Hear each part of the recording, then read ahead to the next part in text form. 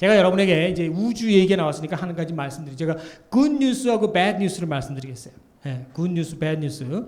제가 신문에 보다 보니까 굉장히 마음에 야 이거 큰일 났다 생각이 든 게 하나 있습니다. 예, 천문학적인 얘기인데 그 뭐냐면 지금 우리 지구가 속해 있는 은하계, 이 은하계를 향해서 지금 굉장히 커다란 가스 덩어리가 지금 어마어마한 속도로 지금 달려오고 있다는 거예요. 그러니까 천문학자들이 발견한 것입니다.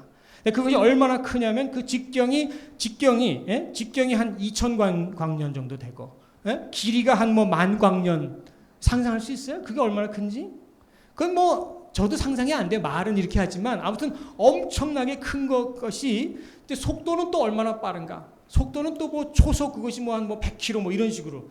우주는 그렇잖아요. 이 우주는 워낙 크니까 그렇게 지금 빠른 속도로 우리 은하계를 통해서 향해서 지금 오고 있는 것입니다.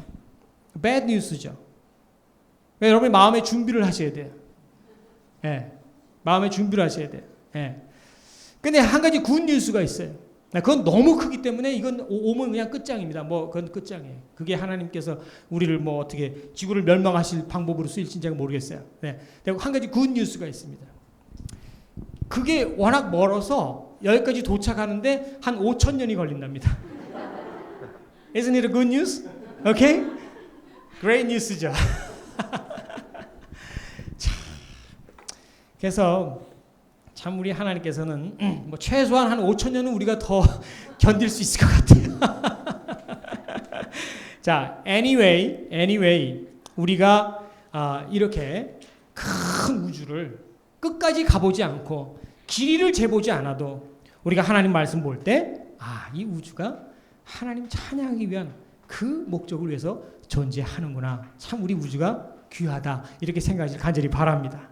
그래서 우리 지구도 아껴야 되고요. 하나님 그 이유가 그저 내 자손 잘 먹고 잘 살기 위해서가 아니라 그래 이 지구, 이 별 전부 하나님 찬양하는 정말 귀한, 언젠가는 그러나 하나님께서 그것을 이제 다 그걸 또 이제 때가 되면 다 이제 그걸 또 새 것으로 다 이제 또 다 없애버리고 또 새 것으로 하나님께서 물론 또 세우시겠지만은, 그러나 그것이 존재하는 그날까지는 그것이 무슨 목적 없이 그냥 가만히 빛만 껌뻑껌뻑 하다가 사라지는 목적 없는 것이 아니라, 하나님은 어느 하나도 목적 없이 지으신 것은 하나도 없습니다. 여러분도 마찬가지예요. 여러분, 제가 찬양 받으시려고 하나님을 지으신 하나님, 제가 거기에 대해서 말씀을 드렸습니다. 근데 지금 이게 무슨 뜻인지 여러분 지금 좀 잘 모르세요. 제가 한 가지만 예를 드리겠습니다. 여러분, 하나님께서 여러분이 하나님을 찬양하기 위해서 지으셨다고 할 때 여러분은 뭐를 인정을 해요? 우선 그걸 믿으시면 아멘 하세요. 그렇다면은 여기서 뭐를 알 수가 있냐면, 하나님께서 어떤 찬양을 원하시는가를 여러분을 공부하면 알 수 있다 이거예요. 자, 무슨 얘기냐면 이런 얘기입니다. 칼빈이 이런 칼빈은 굉장히 음악에 대해서 많은 걸 제안을 했어요. 우리가 종교개혁은 우리가 이번에 시작도 못하지만은 칼빈이 너무나 많은 걸 제안하는데 뭘 제안했냐면 그 중에 하나가 교회에서 사성부 찬양하지 말라는 거예요. 우리 목사님 아실 거예요. 우리 목사님 제가 깜짝 놀랐어요. 찬양에 대한 책이 50권이 넘게 보신 분입니다. 제가 지금까지 본 책이 그 정도 될까 할 정도예요. 그러니까 여러분들은 참 놀라운데, 칼빈이 한 일 중에 좀 그가 잘 못한 일도 있잖아요. 사람인데 어떻게 그가 다 잘하겠어요. 칼빈이 참 좋은 일을 많이 했는데 잘못한 일 중에 하나가 교회에서 이제 사성부를 금했단 말이에요. 그리고 단성부만 부르게 했어요. 단성부만. 그리고 시편만 부르게. 시편. 사람들이 이렇게 이렇게 따로 이렇게 새로 시를 만들고 그렇게 해가지고 그렇게 하지 말고 시편만 해라. 고린도전서 우리 14장 보시기 바랍니다. 자, 고린도전서 14장 26절입니다. 이걸 잘 보셔야 돼요. 우리가 그래서 성서적인 찬양, 이게 쉽지가 않습니다. 자, 고린도전서 14장 26절 다 같이 시작. 그런즉 형제들아 어찌할꼬 너희가 모일 때에 각각 찬송시도 있으며 가르치는 말씀도 있으며 계시도 있으며 방언도 있으며 통역함도 있나니 모든 것을 덕을 세기 위하여 하라 그랬습니다. 그런즉 형제들아 어찌할꼬 너희가 모일 때에 뭐가 있어요? 각각 찬송시도 있으며 각각 찬송시도 있으며 그랬습니다. 각각 찬송시도 있으며.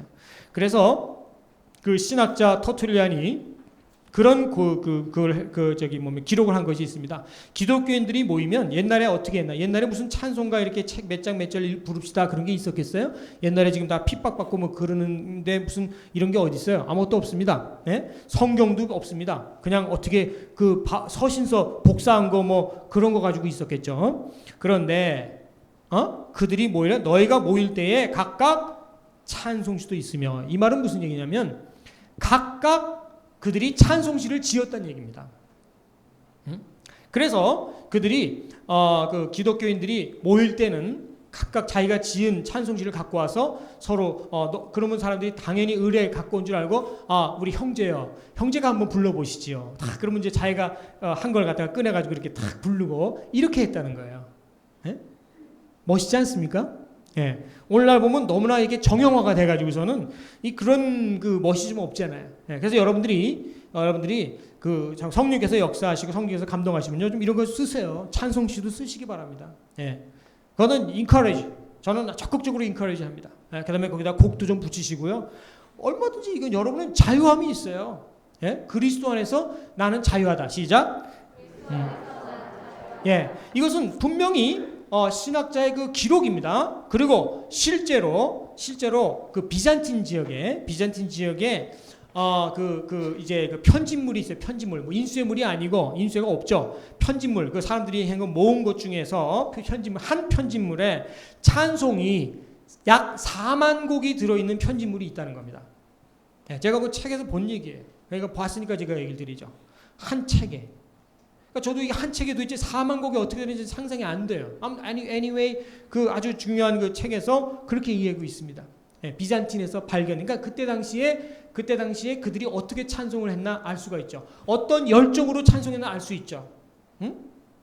그렇죠? 그러면은 여러분들이 말이에요. 우리가 이렇게 찬양 받으시려고 그런데 그러면 그 켈빈은 단선율만 해라. 시편만 해라 그랬는데, 자 보세요. 그러면은 하나님께서, 제가 여러분에게 묻습니다. 하나님께서 만약에 단선율, 그냥 멜로디만 있는 그 찬양을 하나님께서 정말 기뻐하신다면, 우리를 지금 찬양을 위해서 만드셨다 그랬는데, 그러면 우리에게 화음을, 아름다운 화음을 이렇게 들을 수 있는 능력을 주실 필요가 있겠어요, 없겠어요? 없죠. 그거는 redundant한 겁니다. 우리 영어 잘 하시는 분, redundant한 그거는 불필요한 얘기예요. 왜? 지금 하나님께서 원하시는 그 찬양은 단순율인데 뭐 때문에 그런 아름다운 화성을 들을 수 있는 그 능력을 줘가지고서는 뭐 때문에 하나님이 듣기 어려운 그런 복잡한 화성으로 하나님을 찬양하도록 하나님께 하시겠냐 하는 그 얘기예요. 이해되셨어요? 예를 들어서 한번 여러분들이 화성을 들을 수 있나 없나 제가 확인을 해보고, 그럼 예를 들어서 여러분이 말이죠.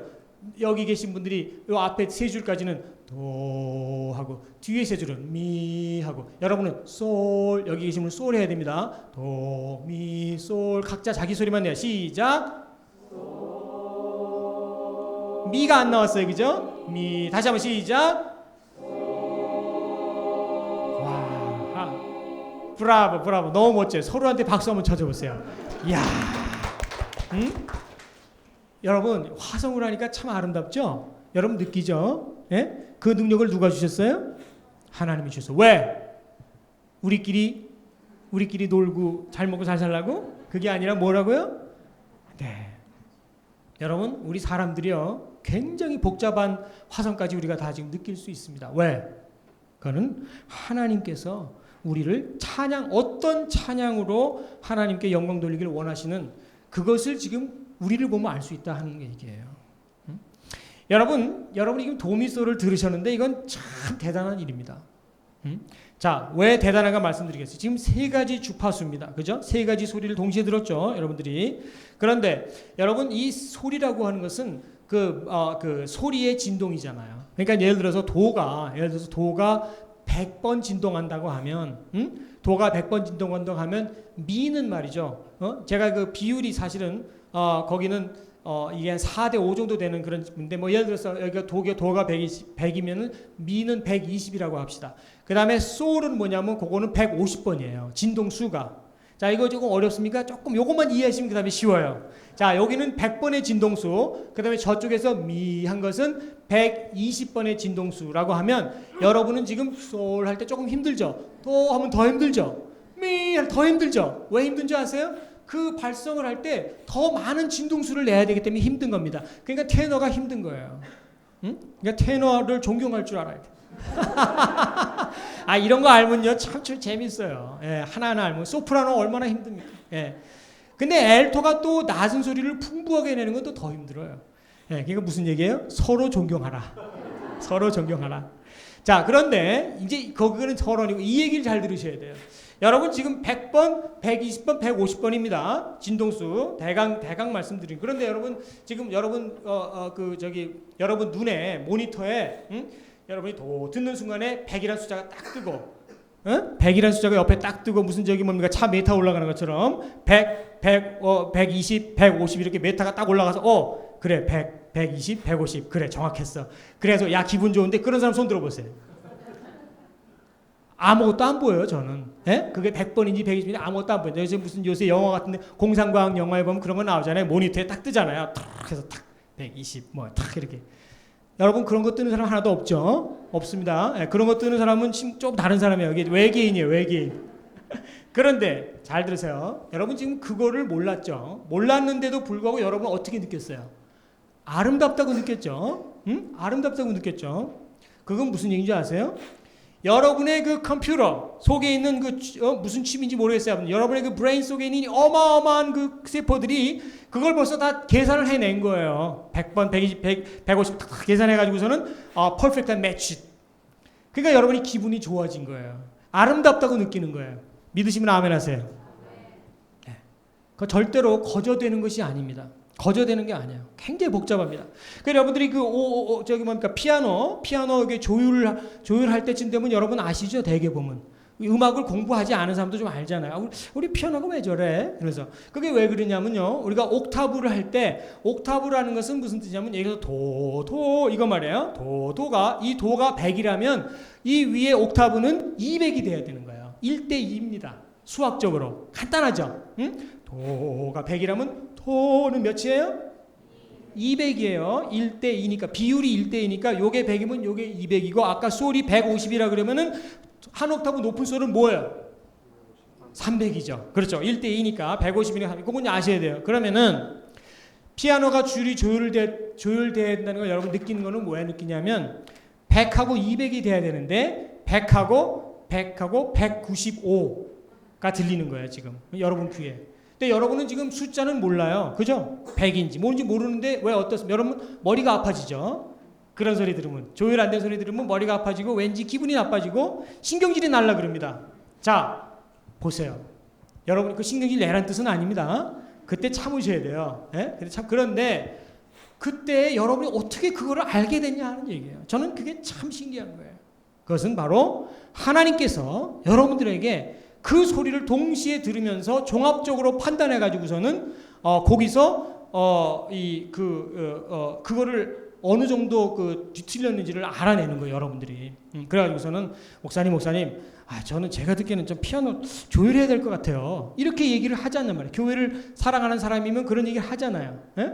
그것이 바로 여러분들에게 그러한 어마어마한 능력이 있다 이거예요. 자, 여러분 옆 사람 보고서 우리 집사님은 대단한 능력의 소유자십니다. 빨리 얘기해 보세요. 우리 목사님 대단한 능력의 소유. 자, 이거는 제 말이 아닙니다. 중세 시대의 철학자인 라이브니츠라는 철학자가 그래서 그런 얘기를 했어요. 음악이라고 하는 것은 무의식적인 셈의 연습이다 그랬어요. 예? 그 라틴어로 된 건 제가 다 잊어버렸어요. 아무튼 그러나 그 뜻이 뭐냐면 음악이란 것은 뭐냐? 무의식적인 셈 연습이다. 이제 이해가 되셨죠? 우리는 무의식적으로 그 복잡한 걸 지금 계산하고 있는 거야. 그런데 그게 한 하모니만 들어도 그렇잖아요.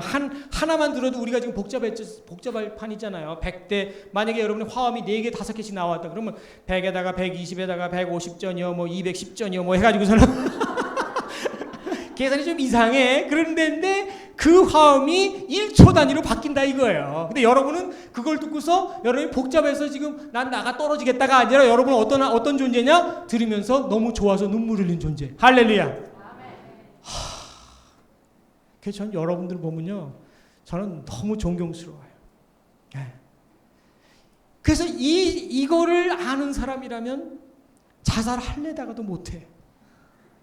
왜 자살합니까? 자기가 존재감이 없어진 거예요. 자기가 무가치한 사람이라고 생각되기 때문에 자살하는 거예요. 그래서 제가 그런 신문 기사 볼 때마다 야, 저 사람 찬양 세미나 한번 왔었더라만. 응? 왜? 저는 이 작은 예지만요. 이걸 통해서 와, 하나님께서 여러분을 만들어 주시 얼마나 정교하고 얼마나 복잡하게 만들어 주셨는지 컴퓨터 같으면은 나가 자빠 떨어질 텐데 여러분은 그거 좋다고 눈물 흘리고 그거 좀 한 곡 더 해달라고 그러고 있다고요. 응? 여러분 귀한 거를 믿으시면 아멘 하시기 바랍니다. 그러면 이제 여러분 옆 사람도 귀한 줄 아시기 바랍니다. 네. 여러분 옆 사람도 귀한 줄 아셔야 돼요. 저 사람 맨날 해봐야 맨날 저렇게 돈도 못 벌고 저러고 있어. 참 안 됐어. 글쎄 돈은 뭐 그럴지 몰라요. 그러나 그걸로 판단하시면 안 된다는 얘기예요. 야, 저분이 찬양할 때 정말 은혜가 되더라. 응? 얼마나 좋습니까? 또 그분이 뭐 이렇게 찬양 잘 못한다 하더라도 그래도 그분은 정말 그 어떤 그 은혜로운 찬양할 때 눈물을 흘리면서 그 찬양을 들을 수 있는 능력이 있는 분이라는 걸 여러분이 아실 수 있잖아요. 예? 왜 무시합니까? 응? 아니에요. 우리는 무시할 수가 없어요. 저는 정말 한 사람 한 사람 그래서 정말 나이 들어서 이렇게 세상 떠나시는 게 안타까워요. 왜? 정말 이 귀한 사람이 뭔가 하나님께서 쓰실 일이 많을 텐데. 응? 그래서 저는 나이 드신 분들 정말 찬양 더 많이 하시라고 제가 챌린지 하잖아요. 제가 지난번에 영락교회 얘기하다가 중단한 한 가지만 얘기 더 할게요. 그분들이 그 권사님들이 찬양할 때 그분들이 절대로 안 나가고 그렇게 자리가 없다 그랬죠. 그분들이 또 잘 돌아가지도 않으세요. 왜? 늘 찬양하면서 사니까 이게 하나님의 뜻에 합당하게 살고 있는 거 아니에요? 믿으시면 아멘 하세요. 그렇죠. 그러니까 하나님 뜻에 합당하게 사니까 하나님께서 건강을 주시죠. 그러니까 굳세어라 금수나 뭐 우리나라 말 있잖아요. 여러분 그래서 이 찬양대라고 하는 것은 이건 정말 금싸라기예요. 여러분 포기하지 마세요. 포기하지 마세요. 정말 이 직분은요. 정말 누가 와서 제가 그 얘기 하나 해드릴게요. 제가 옛날에 찬양대 맡았는데 베이스 단어들이 저한테 와서 하소연을 합니다. 우리 지휘자님 죄송합니다. 뭐가 지휘자? 우리 지휘자님 아무개 집사님인데 음치입니다. 그래도 자기네들도 힘들잖아요. 올바른 소리 내기가 힘든데 음치가 하나 있어가지고서는 그걸 딴 소리를 내니까 자기네들이 괴로워서 견딜 수가 없다는 거예요. 그래서 고민하다 어떡합니까? 내가 사람을 기쁘시게 하랴 하나님을 기쁘시게 하라 이제 그게 걸린 거예요 저는. 예, 그래가지고서는 이제 제가 어떻게 기도하다가 이제 꾀를 냈어요. 그래서 이제 전 찬양대원들 오디션을 실시 딱 해버린 거예요. 근데 그 사람 하나 불러가지고 한번 상처받을까봐 그 전에서 오디션 해가지고 딱 해서 결국은 누가 걸렸겠어요? 그 사람 딱 걸렸죠. 그래서 떨어뜨렸어요 제가. 뭐 어떻게 해요? 근데 그 다음에 연습 시간이 됐는데 굳세어라 나오는 거예요. 네. 그래서 참 그게 힘들어요. 사실은요. 그래서 이 찬양대 나오시려고 할 때 우리 테스트를 받으셔야 돼요. 사실은. 예, 그거는 열심만 가지고 되는 건 아닙니다. 예. 근데 anyway 제가 한 가지 참 이렇게 생각되는 건 뭐냐면 그렇게 죽어라 하고 그 직분을 감당하려고 하는 그 모습은 그건 참 뭔가 또 배울 게 있는 것 같아요. 하여튼 뭐 그래서 그분은 이제 뭐 하여튼 다른 거 나오고 뭐 이렇게 그렇게 됐어요. 예, 그렇게 했지만 아무튼 우리 제일 침례교회 또 우리 다른 교회에서 많이 오셨는데 예? 여러분의 교회에서 말이죠. 이 직분을 여러분 놓치지 마세요. 놓치지 마세요. 자, 그다음으로 넘어갑니다. 그다음에 우리가 찬양 네 번째로 넘어갑니다. 이제는 자, 네 번째로 우리 옆 사람 보고 우리 집사님 정말 귀하신 분입니다. 빨리 해보세요. 옆 사람에게. 예, 우리 목사님 참 귀하신 분입니다. 예, 굉장한. 예, 그래서 여러분을 잘 보면 하나님께서 어떤 찬양을 기뻐하시겠다. 제 말씀은 그래서 하나님은 그래서 유니손으로 찬양하는 걸 싫어하시는구나. 그거 아니에요. 그거 또 오해하지 마세요. 왜? 하나님은 다양한 분이다. 하나님 다양하신 분이시다. 시작. 예, 전갈도 몇 개를 만드셨다고요? 몇 종류를? 예, 한 4천 종류를 만드신 거야. 전 세계적으로. 그렇게 너무나 다양하신 분이기 때문에 우리는 다양한 찬양. 그래서 제가 그 교회에서 하는 것도 blended worship. 예, 그래서 old song, new song 우리가 다 이렇게 involve 시키는 거죠. 그거는 하나님께서 원하시는 게 뭔가 생각하는 거예요. 그다음에 자, 네 번째입니다. 시작. 찬양을 가장 기뻐하시는 하나님. 네. 자, 시편 69편 30절 31절입니다. 이것도 다 찾으셔야 됩니다. 시편 69편 30절 31절. 예. 제가 이것도 어느 날 읽다가 충격받은 말씀만 제가 전하는 거예요. 시편 69편 30절 30 다 같이 찾으셔도 시작. 내가 노래로 하나님의 이름을 찬송하며 감사함으로 하나님을 광대하시다 하리니 이것이 소 곧 뿔과 굽이 있는 황소를 드림보다 여호와를 더욱 기쁘시게 함이 될 것이라. 아멘. 네. 제가 이 말씀 보다가 또 어디서 제가 충격받았을까요? Guess what? 네. 황소. 답이 몇 가지가 나왔습니다. 네. 황소에서 충격받았다는 거 있고 또 더욱이라는 말에서 충격받았다는 이거. 네. 자, 사실 다 맞는 말이에요. 다 맞는 말입니다. 그런데 자, 이거는 제가 일단 30절에서는 충격 안 받았어요. 30절에서는. 예? 내가 노래로 하나님을 찬송하며 감사함으로 하나님을 광대하시다 하리니 그건 뭐 that's what we do every day, right? 예? 우리는 늘 하고 있는 거니까 그러니까 여러분들이 거기서 또 이상한 데서 충격받지 마세요. 예. 또 자꾸 충격 받으리라 이래가지고서는 뭐 그런 것에서 충격받는 거는 별로. 자, 그런데 31절 다 같이 읽으면 시작. 이것이 소 곧 뿔과 굽이 있는 황소를 드림보다 여호와를 더욱 기쁘시게 하면 될 것이다. 자, 여러분이 이 말씀을 이해할 수 있다면 지금 제가 이제 빨리 설명할 건데요. 이 말씀의 그 헤비네스, 이 중차대함을 이해할 수 있다면 여러분이 지금 찬양에 대해서 한 걸음 더 나가고 하나님이 어떤 분이신가에 대해서 한 걸음 더 나가는 거예요. 예. 자, 여러분 기쁨에 대한 얘기입니다. 기쁨에 대한 얘기. 그 사람이 어떤 사람인가를 알려면요. 그 사람이 뭘 기뻐하나 하는 거를 알면은 돼요. 맞아요, 틀려요? 자, 여러분이 말이요. 저한테 예를 들어서 제가 물론 그럴 리도 없겠지만 제가 이렇게 그냥 찬양 학교입니다. 그죠? 찬양 학교예요, 우리. 찬양 학교를 인도하고 그랬다고 여러분이 고마워 가지고 저한테 예를 들어서 골프채를 이렇게 세트로 하나 저한테 선물로 했다. 하나도 안 기쁩니다. 저 골프를 칠 줄도 모르고 저 골프장에 아직 가본 적이 없어요. 예, 갈 시간도 없고 저도 이제 가야 되겠다 생각은 해요. 왜냐면 건강을 위해서 가래요. 예, 근데 제가 하여튼 시간도 없고 방법도 모르고 그러다 보니까 지금 그런데 저한테 골프채를 갖다가 1,000만 원짜리 2,000만 원짜리 해줘 봐야 저는 당장 팔아버릴 거나 안 받을 거예요. 이건 저의 기쁨하고는 상관이 없어요. 근데 만약에 여러분들이 저한테 무슨 하이패츠가 연주를 한 하이패츠. 그 바이올리니스트 알잖아요. 전설적인 바이올리니스트.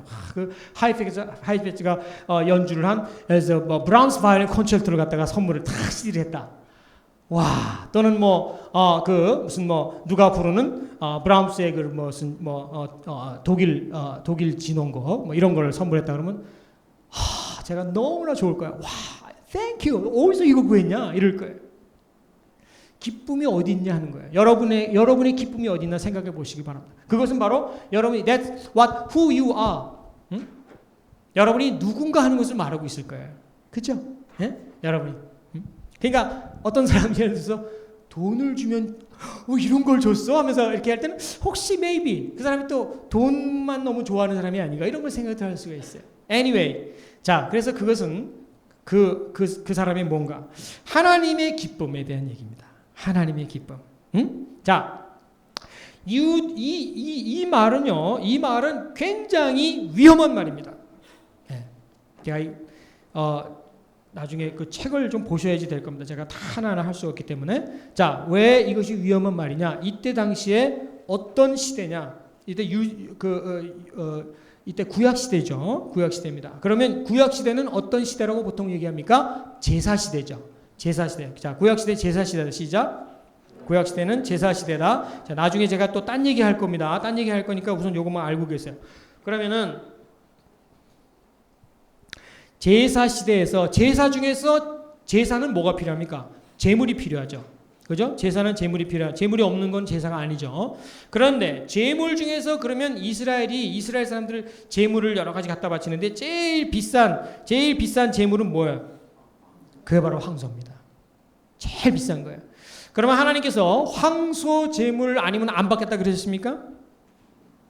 자, 보세요. 제가 레위기 5장을 읽습니다. 레위기 5장 제가 7절을 보겠어요. 예, 거기 보면 어린 양을 갖다가 제사 지내라 드렸거든요. 근데 레위기 5장 7절에 이렇게 말씀하십니다. 만일 힘이 어린 양에 미치지 못하거든 그 범과를 적하기 위하여 산비둘기 둘이나 집비둘기 새끼들을 여호와께로 가져가되 그랬어요. 생각나시죠? 그 다음에 11절이 있습니다. 만일 힘이 산비둘기 둘이나 집비둘기 둘에도 미치지 못하거든 그러면 다 관둬라 그랬습니까? 그게 아니라 뭐라고 했어요? 그 범과를 인하여 고운 가루 에바 10분의 1을 예물로 가져다가 속죄 제물로 드리라 그랬습니다. 자, 여러분 여기서 여러분 뭘 보십니까? 우리가 힘이 부족한 사람들이 많이 있습니다. 네? 하나님께는 큰 걸 드리고 싶은데 큰 걸 못 드립니다. 그럴 때 하나님께서 우리를 무시하는 분이 아닙니다. 뭐라 그랬어요? 힘이 미치지 못하거든 그러면 비둘기로 드려라. 비둘기도 안 되겠냐? 요즘에 경기가 많이 나쁘지? 그러면 밀가루로 드려라. 할렐루야. 여러분 여기서 뭘 보십니까? 하나님의 은혜와 사랑을 보시길 예수는 축원합니다. 그러니까 구약에서 무서운 하나님, 심판주 하나님만 보시는 것은 표면적으로 보는 거예요. 제가 전에 말씀드렸죠? 성경을 어떤 안경으로 보라? 찬양의 안경으로 보라 그랬는데 만약에 사랑의 안경으로 보신다면 창세기부터 하나님의 사랑이 보이는 것입니다. 여러분 우리 지난주부터 제가 돌아가실 때 제가 찬양의 안경 하나씩 드렸는데 찬양의 안경으로 한 주일 동안 중에 하루라도 좋아요. 찬양의 안경으로 이제 성경 보신 분 손 들어보세요. 빨리. 괜찮아요? 솔직히. 어려 목사님 감사합니다. 아, 네. 손 크게 높이 드세요. 괜찮아요. 우리 박수 쳐주세요. 나 이런 분들은 박수를 받으셔야 됩니다. 네, 우리 여성 합창단도 있고요. 오늘 새로 오신 분들은 무슨 얘기인지 모르겠죠. 여러분이 저도 그거 봤어요. 저기 뭡니까 아바타인가 뭔가 그거 뭐 하도 논란에서도 봤거든요. 안경 하나씩 주더라고요. 자. 그거하고 3D 안경인데요. 그거하고 비교할 수 없는 안경이 제가 드리는 안경입니다. 네, 그거 지난번에 못 봐주셨는데 잘 들으세요. 지금 안타깝죠? 속상하죠? 제가 드릴게요. 찬양의 안경을 끼시라 이 얘기예요. 그 눈에 보이지 않습니다. 그러나 찬양의 안경을 끼고 창세기부터 보시기 바랍니다. 그럼 여러분들이 아마 찬양의 안경을 끼고 보시면요. 아마 창세기 4장쯤에 가서 눈에 띌 겁니다. 찬양 4장쯤에 가서. 근데 그렇지 않아요. 제가 쓰고 찬양의 안경을 쓰고 보니까 창세기 1장에 나와요. 자, 그것까지 이제 가려면 이제 오늘 이제 시간 아껴야 됩니다. 여러분 조금 그래서 제가 빨리 하는 겁니다. 오케이. 그러면은 이제 보세요. 그 이스라엘 사람들이 지금 가난하고 그런 사람들은 할 수 없이 밀가루로 하나님께 예물을 드리지만 그들 마음 가운데 어떤 마음이 있을까요? 여러분이 지금 만약에 성경에서 이렇게 황소를 드리라 또는 어린 양을 드리라 그런 말씀이 많이 있는데 여러분이 지금 형편이 안 돼가지고서 너무나 힘들고 그래가지고서는 줄여가지고서는 밀가루로 하나님께 예물 드렸을 때 여러분 마음에 어때요? 여러분 그게 좋아요? 잘 됐다. 좀 이렇게 절야겠다. 여러분 그렇습니까? 여러분 진짜 하나님 사람은 그렇습니까? 그렇지 않고 어때요? 하나님 나 좀 물질 좀 주세요. 내가 하나님께 나 좀 큰 거 좀 드리고 싶습니다. 그러지 않겠어요? 예? 여기 오신 분들은 분명히 다 그럴 것입니다. 또 우리 한국 사람들은 또 못 말리잖아요. 우리 한국 사람들은 또 어떻게 하겠어요? 예? 그럴 겁니다. 여보 아무개 장로는 이번에 황소 한 마리 했다는데 당신 뭐 할 거야? 딱 나올 거라고요. 그렇죠? 나옵니다. 당신도 장로인데 지금 아무개 집사가 지금 지난번에 황소 한 마리 했대. 당신 뭐 하고 있어? 당신 장로야? 이럴 거 아니에요. 우리끼리 얘기입니다. 우리끼리 얘기해요. 뻔한 얘기예요. 그래가지고서는 한국 사람들은 또 못 말리는 사람들이니까 그러면 어떻게 하겠냐? 다들 돈도 없고 또 힘든데 어떻게 하겠냐? 그래도 황소를 하고 싶었어. 그래서 뭐를 만들었을까? 제 말이 맞습니다. 잘 들으세요. 한국 사람들이 뭘 만들냐면요. 황소 게를 만들 거예요. 맞아요, 틀려요? 빨리 얘기해 보세요. 예? 지금 만약에 황소를 바치라 그러면, 지금 지금은 황소 바칠 필요 없어요. 그러나 만약에 지금 우리가 구약 시대에 살고 있고 우리가 한국 사람들인데 지금 이랬다 하면은 우리는 황소개 만듭니다. 뻔해요. 그래서 그러니까 언니 이번엔 언니가 타. 다음번엔 내가 한 마리 탈게. 예? 근데 그게 뭐 저는 그게 나쁘다고 생각하지 않아요. 왜냐하면 몸부림치고 있는 거니까. 응? 그 하나 여기 개가 뭔지 모르시는 분 아마 있을지 모르는데. 자, 그래가지고서는 그렇게 몸부림치면서 하나님께 왜 기쁘시게 하려고, 기쁘시게 하려고 그랬는데 지금 다윗이 지금 무슨 얘기하고 있어요? 잘 보세요. 내가 노래로 하나님의 이름을 찬송하며 감사함으로 하나님을 광대하시다 하리니 이것이 하나님을 기쁘시게 할 것이다. 이랬으면 좋겠어요. 이랬으면 no problem. There's no problem. 그런데 심각한 문제가 생겼습니다. 여기 뭐라 그랬어요? 이것이 소 곧 뿔과 굽이 있는 황소를 드림보다 더욱더 여호와를 기쁘시게 함이 될 것이라. 자, 이 말씀 믿으시면 아멘 하시기 바랍니다. 우리 말씀 그대로 우리 믿어요. 그런데 심각한 문제가 있다 이거예요. 무슨 문제가 있어요? 지금 율법에서 정한 예물. 자, 율법 하나님 말씀입니다. 하나님 말씀인데 율법에서 정한 예물, 최고의 예물을 드리려고 그 사람들도 이스라엘 사람들은 보통 사람들이 아니니까 얼마나 열심을 내서 황소를 드리려고 몸부림을 쳤는데, 근데 다윗 왕이 지금 얘기하는 것이 노래로 하나님 찬양하는 것이 황소를 드린 것보다 더 하나님을 기쁘시게 할 것이다 이랬거든요.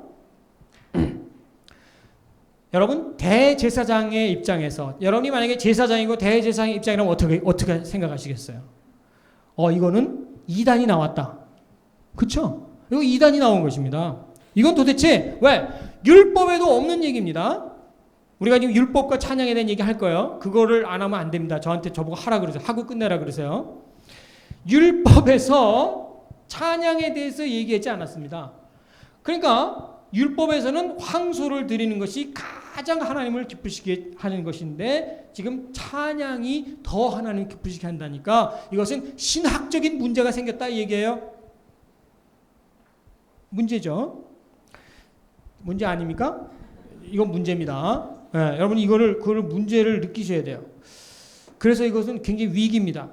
그래서 제가 원어로 봐야 되는 거예요. 이럴 때는. 이것이 굉장히 심각한 문제가 있구나. 그래서 성경을 원어로 보니까 왜냐하면 영어도 혹시 틀릴 수가 있고 한국 성경도 it may be, wrong. 그렇잖아요. 한국 성경이 번역된 건데. 근데 죄송합니다. 제가 히브리어를 잘 몰라요. 그러나 이거 분명히 아는 거가 있어서 그러는 거예요. 예? 그럼 목사님한테 나중에 얘기 들으세요. 요 단어입니다. 요 단어는 mean이라는 발음. mean 따라서 시작. mean. 이것이 바로 히브리 말에 이것은 이게 from이라는 그런 뜻이에요. from이라는 뜻인데 이게 언제 쓰이는 거냐면 이것이 바로 비교급에 쓰이는 단어다 이거예요. 비교급. 비교급이란 말이에요. 뭐뭐보다 더 할 때 요게 나오는 그 단어예요. 이건 여러분 찾아보세요. 나중에. 저는 여러분들이 그 평신도 히브리어 반 뭐 이런 거 공부하시기 저는 했으면 좋겠어요. 왜냐하면 어차피 우리가 세상에서 제일 귀한 것이 하나님 말씀이고 평생 이 말씀으로 정말 죽고 못 살고 그냥 이것 때문에 맨날 새벽 기도하고 눈물 흘리고 이러는데 이거를 하나님 말씀을 갖다가 원어로 보면 얼마나 감격스럽습니까? 여러분이 지금 머리가 나쁜 사람들이 아니라니까요. 제가 히브리 말 정말 한국말 하니까 히브리 말로 벌써 통역을 다 하셨잖아요. 그렇게 하는 거예요. 쉽게 하나하나 하다 보면 그렇게 되는 거거든요. 이것은 분명히 비교급 문장입니다. 그러면은 여러분이 제사장에 관한 그런 사람들 여러분들은 어떻게 생각할까요? 저거 위험하다. 제가 분명히 말씀드려요. 만약에 이것이 다윗 왕이 아니라 어떤 젊은이가 은혜 받았다고 성령 받았다고 광야에 서서 외치면서 지팡이 하나 들고서 내가 노래로 하나님 찬양하리니 뿔과 황소를 드림보다 하나님을 더욱 기쁘시게 되고 이러다가 어떻게 되겠어요? 그 사람은 쥐두새도 없이, 그죠? 쥐두새도 없이 모르게 그냥 없어지는 거예요. 그죠? 여러분 you can imagine, right? 그죠? 이건 너무 당연한 얘기입니다. 그렇게 될 거예요. 그 사람들은 얼마나 열심히 있는지 몰라요. 얼마나 열심인지 모릅니다. 몇 년 전에 레바논에서 전쟁이 있었죠. 몇 년 전에 레바논에서 그 전쟁이 지금도 많은데 그 이스라엘 백성들, 이스라엘 군인들, 우리 그 CNN이나 이런 데 보면 신문에 나잖아요. 그 이스라엘 군인들이 이제 싸우러 나갑니다. 싸우러 나가기 전에 누가 오느냐? 랍비가 옵니다. 오늘날 얘기입니다. 오늘날 옛날 얘기가 아니고 랍비가 와가지고 뭐를 읽어준 줄 아십니까? 시편을 읽어주는 것입니다.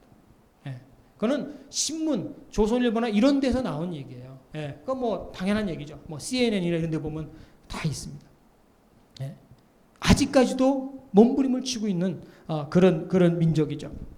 자, 그래가지고서는 이것이 굉장히 위험한 얘기인데, 근데 어떻게 이것이 이렇게 살아남았나? 뭐 때문에 살아남았어요? 바로 하나님께서 왕을 통해서 바로 이 말씀을 하신 겁니다. 할렐루야.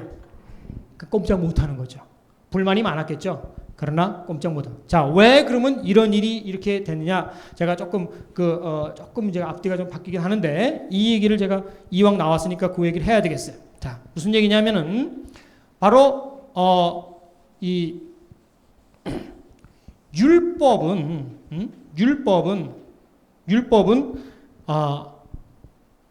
어떤 법입니까? 자, 여기가 약 1500년 전이고요. 이 BC입니다. 요것이 한 1000년 전이고, 여기가 이제 예수님 오실 때거든요. 예, 그러면은 여기가 이제 1000년 지나고 나서 여기 이제 다윗 아닙니까? 예? 데이비드. 자, 그러면은 율법은 언제 어떻게 주셨는가 할 때 이 1500년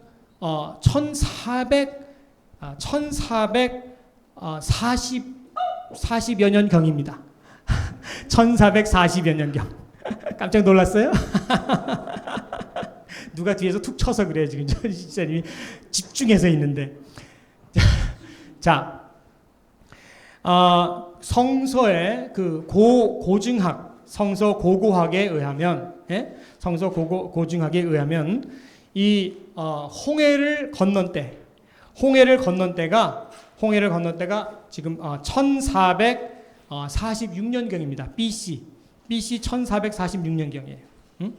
1446년경. 그러니까는 그러면 그거 어떻게 이렇게 정확하게 아느냐? 이 성서 고고학이 바로 그런 걸 하는 것입니다. 성서 고고학이. 그래가지고서는 그러면 우리가 지금 아는 게 뭐라? 예를 들어서 그 북왕국이 언제 멸망했나? 722년 아닙니까? BC 722년에 멸망했죠. 네? 그렇게 해서 이거를 갖다가 계산하는 방법이 있는데, 예를 들어서 열왕기상 6장 1절의 방법 보세요. 그러면 여러분들이 이게 그 정도 추측이 됩니다. 열왕기상 6장 1절을 한번 보세요. 누가 한번, 굉장히 우리가 아주 중요한 그 성서 고고학적인 얘기를 하는 거예요. 열왕기상 6장 1절 다 같이 시작. 아니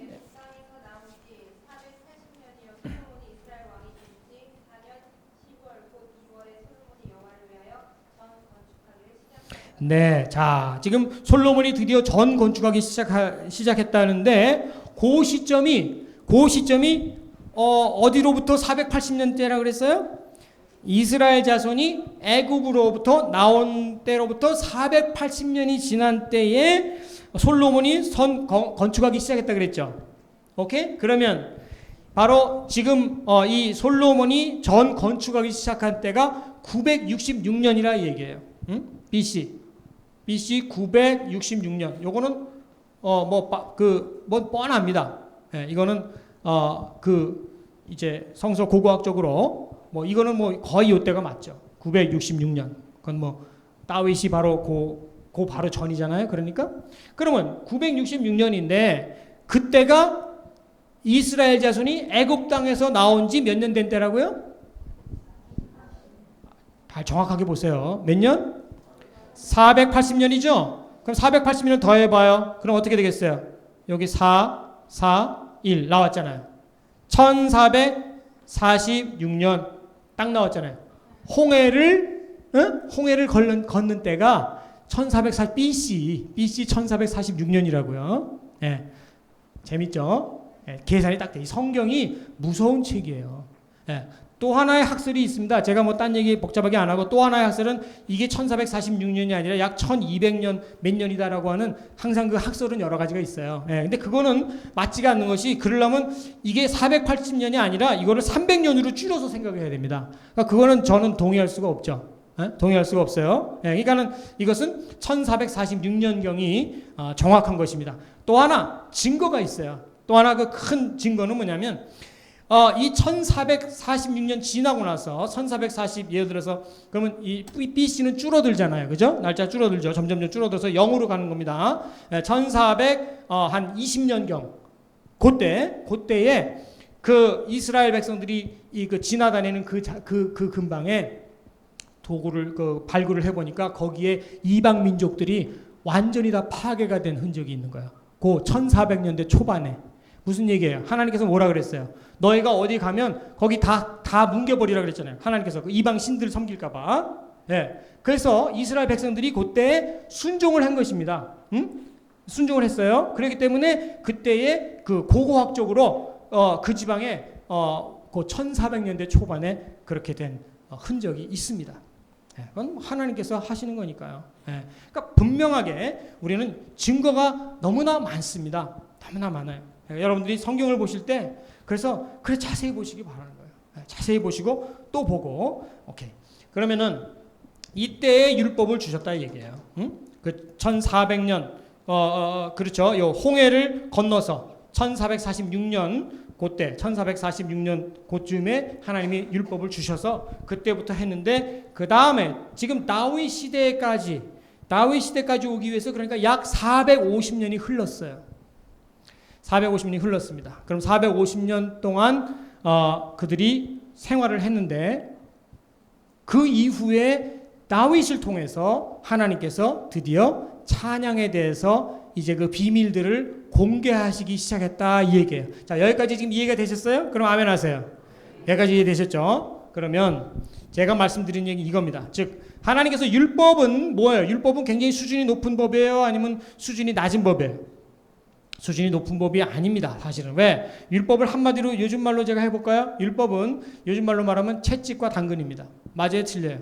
들을 끼는 사람 잘 들으세요. 왜냐하면 율법이라고 하는 것은 지키면 축복, 안 지키면 저주. 그거예요. 뭐 복잡한 게 없어요. 예, 하나님께서 그 채찍과 당근. 예, 그래가지고서는 그걸 통해서 이스라엘에서 왜 하나님께서 처음에 여러분이 어릴 때 여러분의 그 어린 자녀들에게 어떻게 교육시킵니까? 얘야, 너 사랑이란 건 그런 게 아니다. 그저 줘야 된다. 이렇게 가르치는 사람 손 들어보세요. 어린 애들한테. 너 인사 안 하면 맞아. 이러는 거 아니에요. 예? 그래가지고서는 애들한테 교육시키죠. 근데 그걸 통해서 점점 애들이 성장을 하는데 이스라엘 백성들은 얼마나 걸렸냐? 450년 정도 이들이 율법을 가지고서 그 성장을 했다 얘기예요. 하나님께서 450년 동안 기다리셨다 하는 얘기입니다.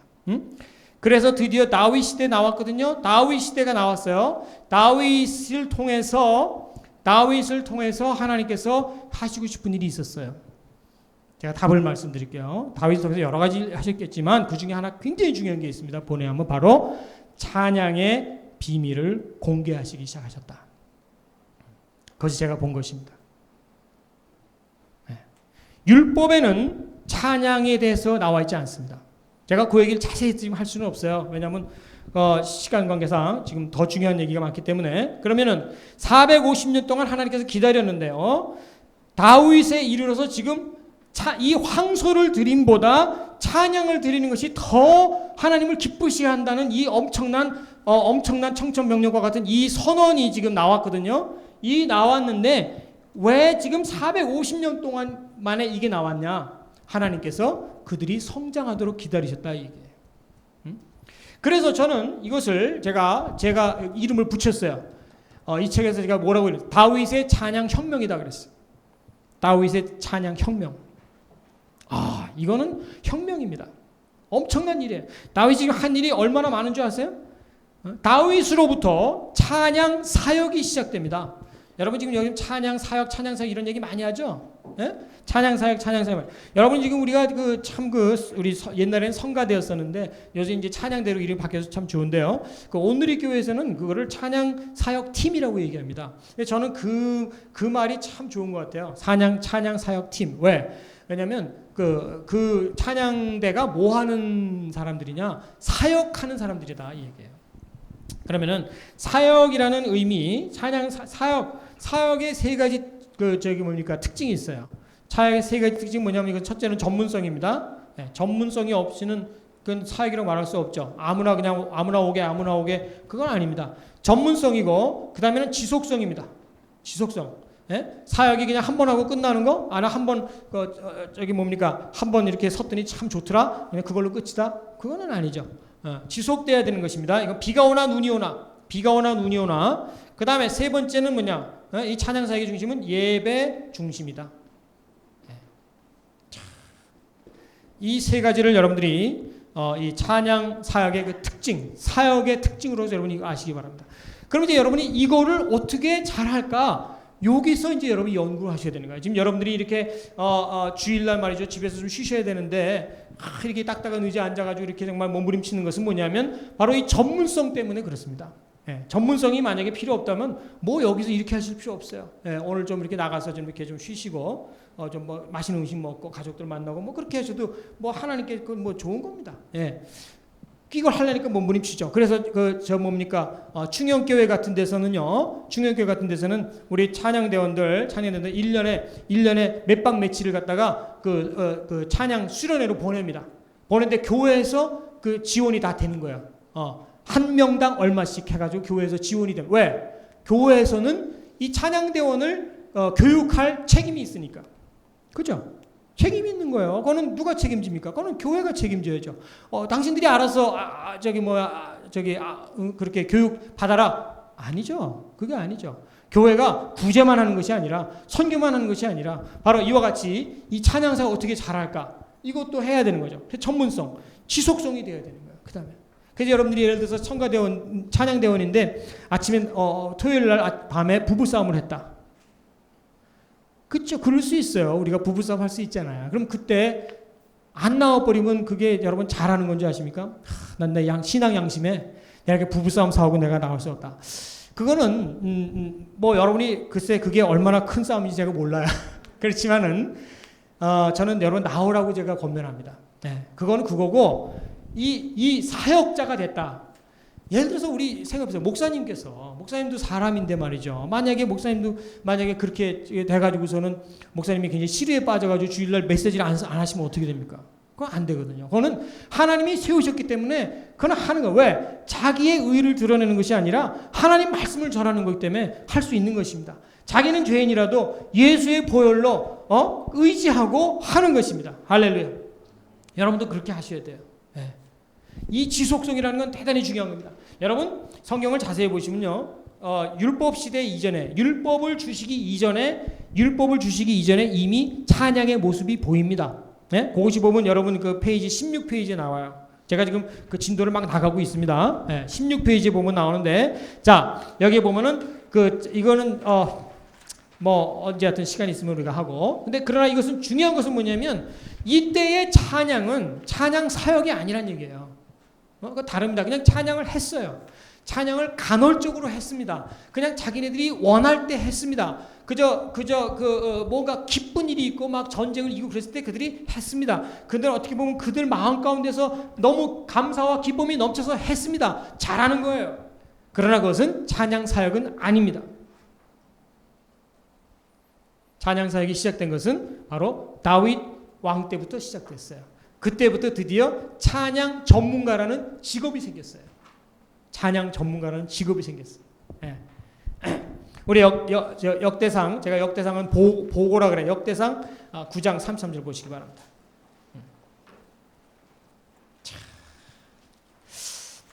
역대상 9장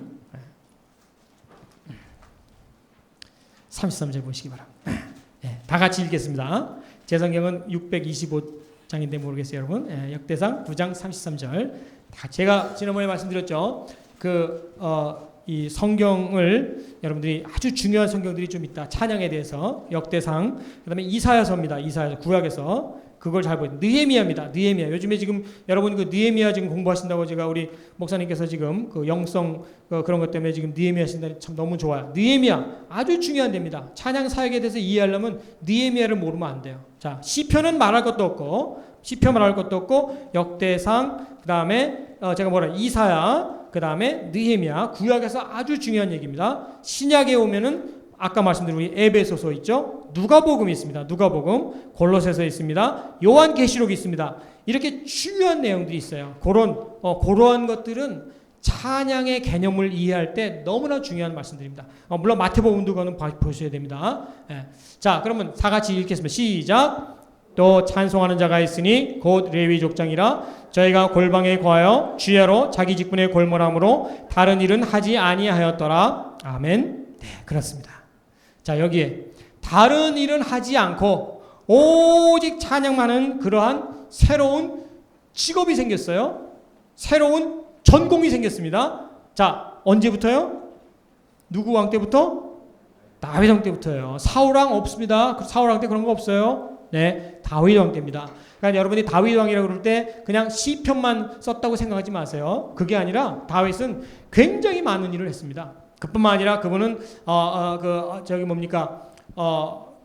하나님을 찬양하기 위해서 악기를 만들기까지 했어요. 악기를. 그런가 하면은요, 이 성가대를, 이 찬양대를 갖다가 얼마나 그 중요시했는지, 다윗이 말이죠, 얼마나 그걸 중요하게 생각했는지, 그 찬양대원들을 갖다가 많이 육성해서 몇 명까지 모았어요? 아시는 분? 아시잖아요. 저기 모르시는 분도 계시겠지만. 자, 288명 좋습니다. 역대상 23장 5절. 자, 이것은 여러분들이 꼭 보실 필요가 있습니다. 역대상 23장 5절입니다. 다 같이 보세요. 네, 찾으셨죠? 읽습니다. 역대상 23장 5절, 제성경 644쪽입니다. 시작. 사천은 문지기요 사천은 다윗의 찬송하기 위하여 지은 악기로 여호와를 찬송하는 자라. 네. 제가 언제 그 신학교에서 이걸 한번 강의를 했더니 끝나고 나니까 어떤 신학생이 저 교수님 너무 감사합니다. 뭐가 감사하냐 그랬더니 제가 이전까지는 사천을 사람 이름인 줄 알았대요. 네. 참 또 어떻게 사람 이름이 이렇게 똑같은 이름이 많아요? Anyway, 아무튼 그렇게 고맙다는 사람도 처음 봤어요. 아무튼 이거 사람 이름 아닙니다. 또 무슨 지역 이름도 아닙니다. 무슨 사천 요리 이런 거 아닙니다. 뭐예요? 바로 4,000입니다. 4,000. Isn't it amazing? 예? 4,000 are to be gatekeepers and 4,000 are to praise the Lord with the musical instruments. I have provided for that purpose now. I have provided. 누구예요? King David provided them for that purpose. 인스트루먼트까지 주면서 했는데 몇 명이라고요? 4,000.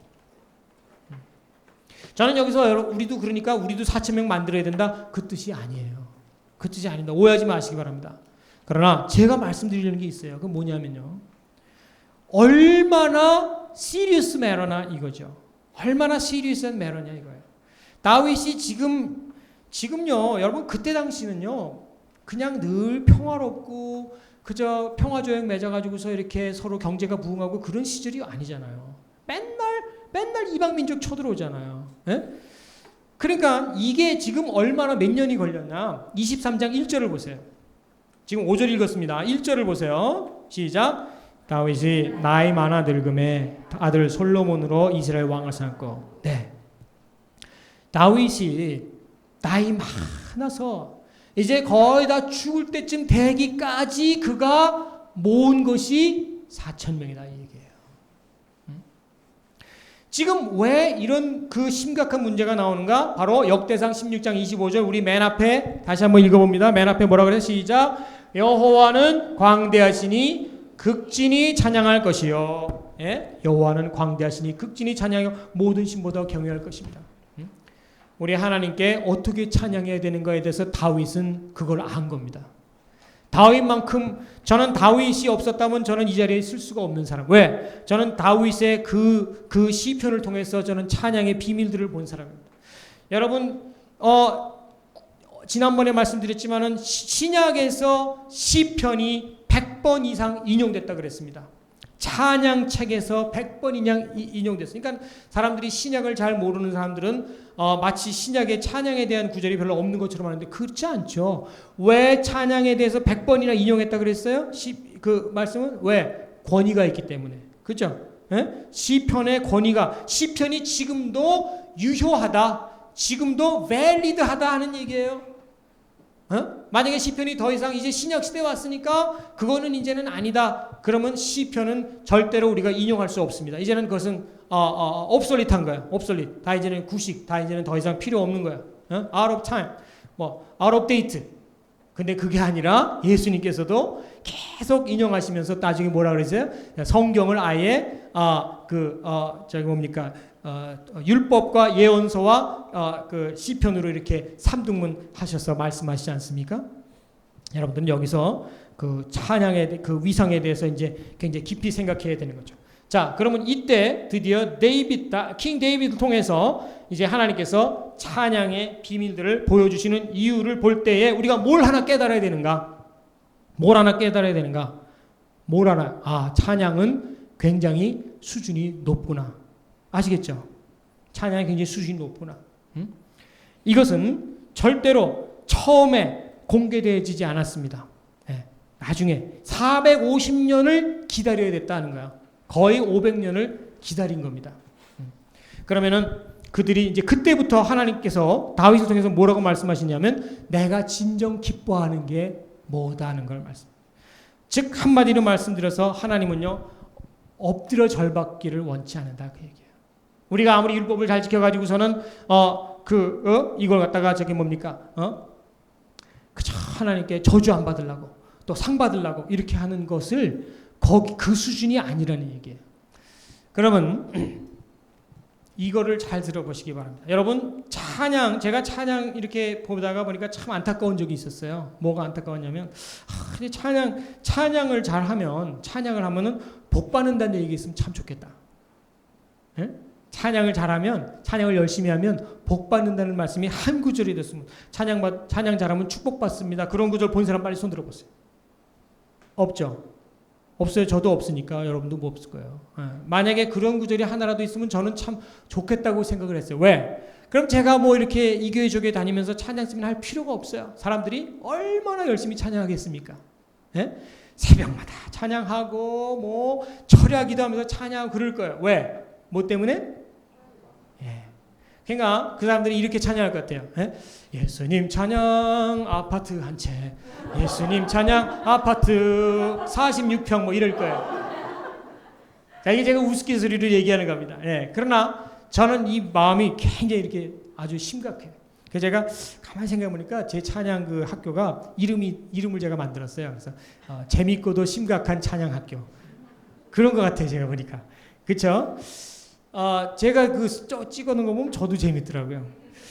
참, 맨날 하는 건데도. 자, 보세요. 그럴 거 아니에요. 찬양하면 축복받는다. 응? 우리 김혜원 전사님 아마 상당히 부자가 됐을 겁니다. 예, 벌써. 왜? 좀 찬양 좀 잘하게 해주세요. 그냥 아무나 가서 몸부림치고, 이거 좀 쓰시라고. 뭐 이것 저것도 주고 뭐 이러면서 어떻게든 간에 찬양 좀 잘해보려고 하는 그 저위는 뭐예요? 이번에 아파트 좀 평수 좀 늘려야 되는데, 응?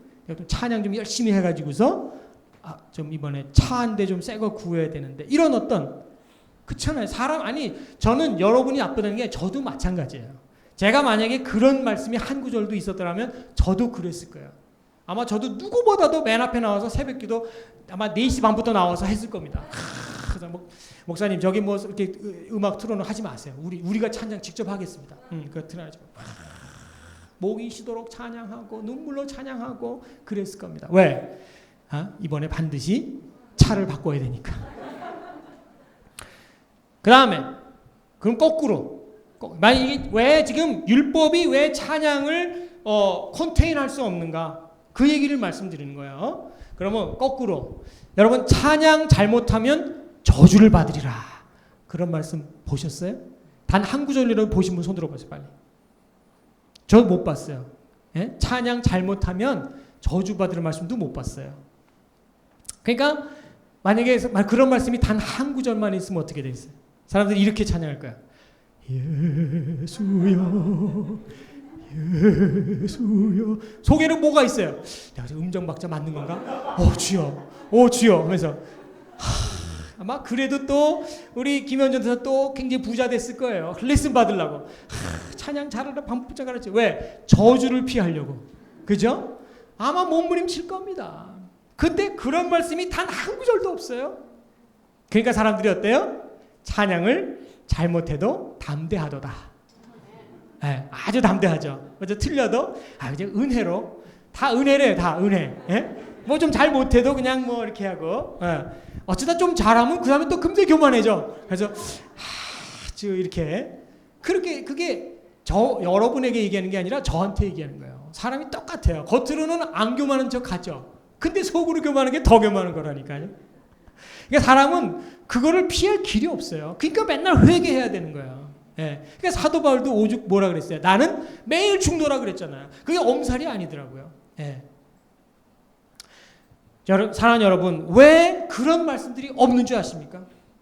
제가 이유를 분명히 한 가지 말씀 잊지 마세요. 바로 하나님께서는요, 여러분이 찬양할 때 여러분의 머릿속에 어떤 축복에 대한 미련 또는 저주에 대한 두려움이 아니라 여러분이 찬양하는 그 순간만은 오직 하나님만으로 가득 차기를 원하시기 때문입니다. 하나님으로 가득 차라는 얘기예요. 우리가 찬양을 잘했으니까 이제 교회에 부흥하겠구나. 좋죠. 물론 교회 부흥도 좋은데요. 잠깐 동안 그 생각도 포기하세요. 찬양은 어떤 여러분이 우리가 교회 행사에 무슨 도구로 쓰이는 것이 아닙니다. 이것은 제물입니다. 제가 나중에 또 이제 그 얘기 할 거예요. 히브리서에서 얘기 나옵니다. 이것은 찬미의 제물입니다. 이것은 하나님을 기쁘시게 하는 것. 그 다음에 우리는 오직 하나님께서도 바로 우리가 찬양을 할 때 다른 모든 것 다 포기하고 오직 그 영화로우신 하나님, 그 만유의 주 하나님, 그 아름다우신 하나님, 그 은혜로우신 하나님으로만 가득 차라는 거예요. 여러분, 그렇게 될 때에 여러분의 삶이 바뀌어질 줄로 믿습니다. 우리 많은 사람들이 교회에서 일한다고요, 사역한다고요, 이러다 보니까 순수함을 잃어버렸어요. 그래서 생각이 너무나 복잡해지고, 하나님께서는 여러분, 왜 여러분이 옛날 그 왜 옛사랑의 추억을 간직하고 있습니까? 여러분 옛날에 결혼할 때 어떻게 결혼했습니까? 순수한 마음으로 결혼하지 않았어요? 그러니까 그게 기쁜 거 아니에요? 그게 귀한 거 아니에요? 내가 이 사람한테 시집가면은 잘 먹고 잘 살겠구나. 그게 뭐 그렇게 대단합니까? 그거 하나님께서는요, 우리가 하나님만으로 만족한 사람이 되기를 원하십니다. 우리 한번 기도하겠습니다. 우리 한번 기도하실 때, 아버지 하나님, 내가 그동안 교회를 사랑한다고 하고 뭘 사랑한다고 하고 열심히 했지만 보니까 내가 또 더러워졌습니다. 주님, 내가 정말 하나님만으로 기뻐하고 오직 하나님, 그 하나님만으로 내 마음이 가득 찰 수 있도록 오 주여 나를 도와주옵소서. 우리 회개하는 기도 다 같이 드리겠습니다. 아버지 하나님, 주여 역사해 주시옵소서. 아버지 하나님, 주님, 아버지가 도와주시옵소서. 아버지 하나님, 붙잡아 주시옵소서. 아버지 하나님, 주여